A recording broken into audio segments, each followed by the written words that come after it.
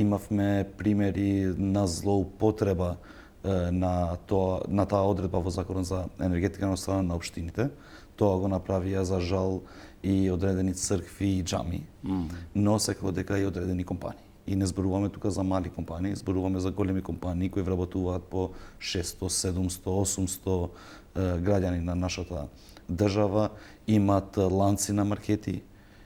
се компании кои се знаат во јавноста и што прават, ја префрлуваат обврската на плаќање на електрична енергија на нова отворена компанија која има под 50 вработени или пак претходната година имала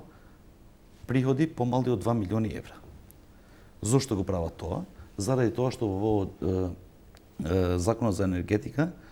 микро и мали компании и тие што влегуваат во регулиран пазар, значи има дефиниција дека не треба да имаат значи над 50 вработени и приходите да им бидат помали од 2 милиони евра. Сите овие компании